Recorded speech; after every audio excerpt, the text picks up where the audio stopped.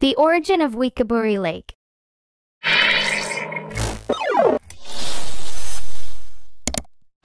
Once upon a time, there was a small river with very clear water on the easternmost island of Indonesia, the Cenderawasih Earth. People, animals, and plants shared life around the river. The scenery around the river was very beautiful. Various types of shady trees that were hundreds of years old stood firmly on the banks of the river. Various colorful birds can be seen perching on their branches. On hot days, the birds come down to the river to bathe. The water is very fresh. Various forest animals such as iguanas, snakes, and orangutans also often play on the banks of the river. There live a tribe around the river. The tribe is Wekaburi. This tribe builds houses on stilts above the river. They use the river to fulfill their daily lives, such as bathing, drinking, and cooking. The fresh and tasty fish is their favorite food. Every day, armed with nets or spears, the Wekaburi people catch fish while swimming in the river. Unfortunately, due to one small mistake, the beautiful area was ravaged by a catastrophe. The catastrophe began with a large traditional feast held by the Wekaburi tribe. It was the biggest party of the year. A number of tribes from distant areas will also come. Preparations for the party began long ago. Villagers, men and women, children, and the elderly worked together to prepare all the needs of the party. The villagers build a number of houses for guests. The best wood is selected from the forest. The wood is carved, driven into the riverbed, and strung together with a wood fiber mine to make a sturdy house on stilts. In another house, dancers are busy preparing a traditional dance for the party. They jump left, right, forward, and backward to the beat of drums. They practice cheerfully. Children watch the rehearsal and join in the dancing. Meanwhile, news of the grand traditional feast spread throughout the region. It also reached the ears of Isosi, a girl from a neighboring tribe. Isosi was very curious about the big party. Every time, the party became the talk of the village. Curious, Isosi went up the mountain with her dog. She observed Wekaburi village from a distance. The girl saw a procession of young men coming out of the forest carrying various game into the village. The procession was very long. That's right, this party is going to be very lively. Well, I must tell grandmother, said Isosi. She immediately ran home with her favorite dog. Isosi told her grandmother everything she had seen from the top of the mountain. Anyway, I have to go to the party, Grandma, Isosi pleaded. It looks like it's going to be very lively. I want to see it. Actually, Wekaburi village was quite far away. It must have been tiring for an old grandmother's body. However, for the sake of her granddaughter, she agreed to Isosi's request. Yes, my child. Now go to bed, it's late night. Tomorrow we'll party all night, promised the grandmother. The awaited day had arrived. Isosi, her grandmother, and their beloved dog followed the group to Wekaburi village. They were dressed in their finest traditional clothes and jewelry. The smoke of burning food could already be seen from hundreds of meters away. The sound of laughter and musical instruments playing happy tunes can be heard in the distance. Near the village of Wekaburi, they passed other tribal groups who had come from all over. They were all dressed in their finest, traditional clothes to attend the feast. As they got closer, the smell of grilled fish grew. Isosi, who had hungry, ran with her friends. Their group arrived at Wekaburi village. At that time, the sky was golden and the sun was about to set on the western horizon. Their arrival was greeted with cheers by the Wekaburi tribe. They greeted and hugged each other. As darkness fell, the traditional feast began. The women light torches in fireplaces. Everyone sits cross-legged inside the stilt house. Isosi pulls her grandmother and her beloved dog to the front row. The chief sits facing the guests, offering prayers of thanksgiving and asking God for blessings. As soon as he finishes, the musicians beat the drums. Various dances are performed for the guests, and food is served. The guests sing and dance, including Isosi. Unfortunately, she was exhausted from the long journey. She couldn't keep up with Isosi, who was twirling around in imitation of the dancers.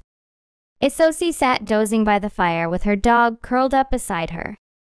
Suddenly, a dancer accidentally stepped on her dog's tail. Isosi's grandmother's dog barked. He screeched in pain.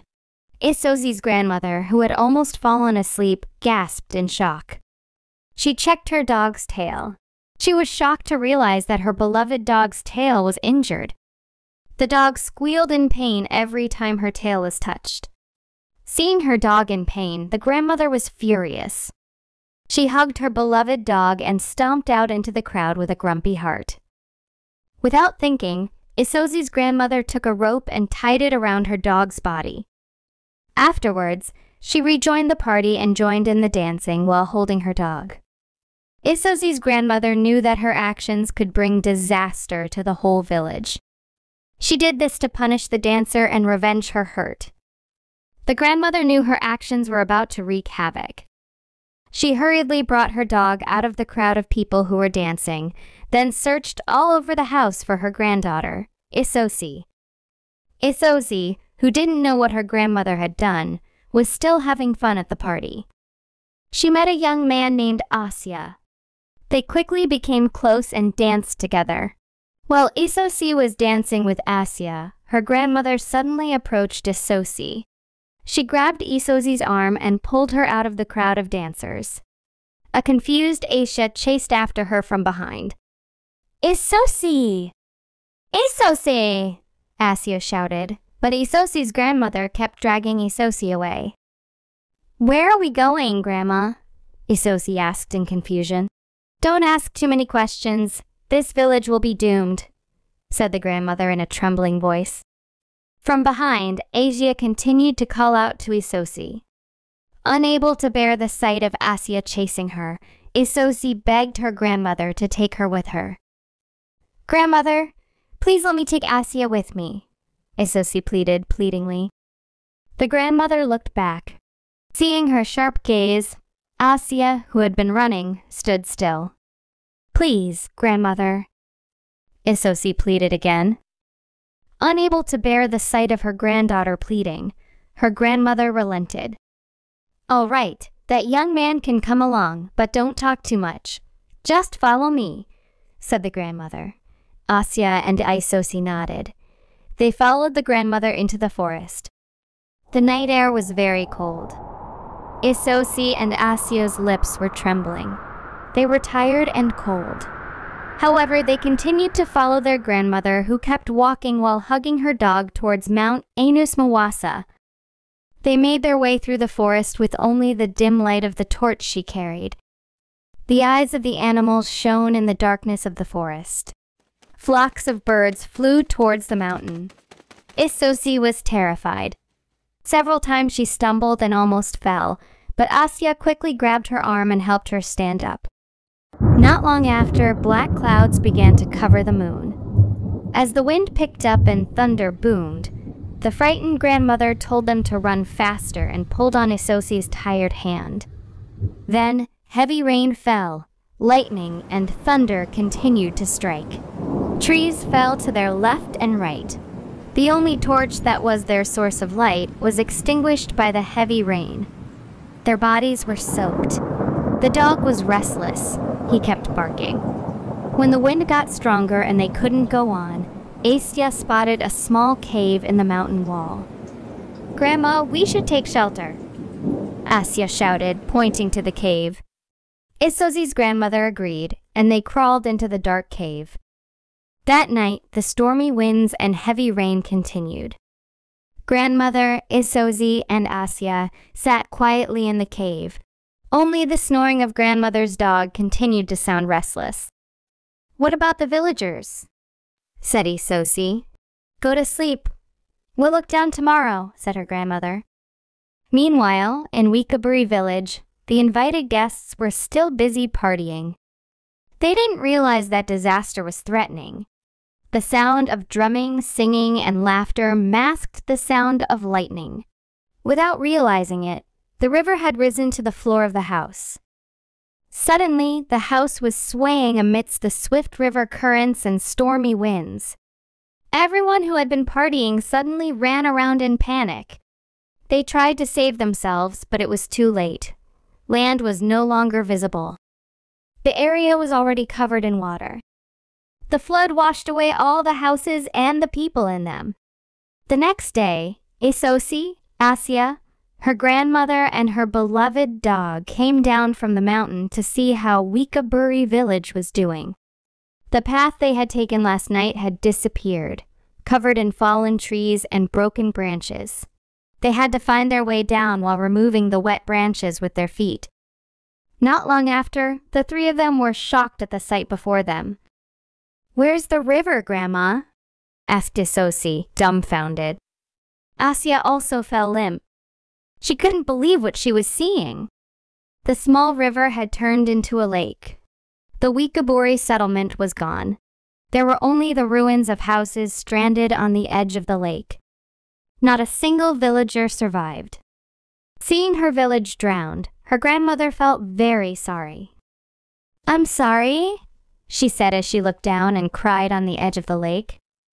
After the incident, her grandmother, Isosi, and Asya decided to build a house near the lake. A few years later, Isosi and Asya grew up.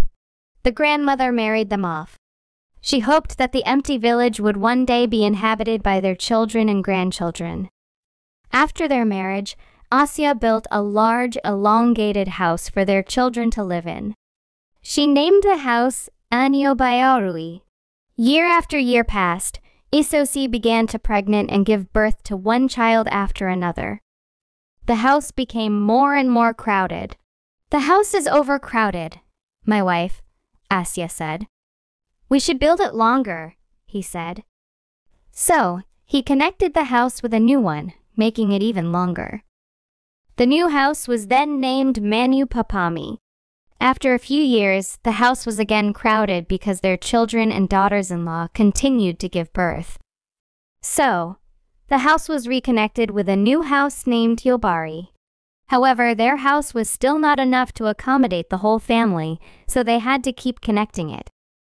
They then built Sonsiari and Kentarana houses. Isosi and Asya's house became very long. Eventually, some of the residents decided to find a new area to live in.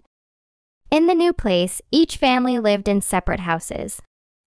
It is said that the descendants of Asya and Isosi who left Manupami's house became the forerunner of the Wetobosi tribe, while the family members who left Yobari's house became the Wekaburi tribe. The family members who left the Sonsiari and Ketarana houses are known as the Torumbai tribe. This tribe then built houses on the water. The new settlement they lived in was then called Kampung Wekaburi, which means a village located on the water. Today, Wekaburi village is located in Windasi district, Wandama Bay Regency, West Papua Province.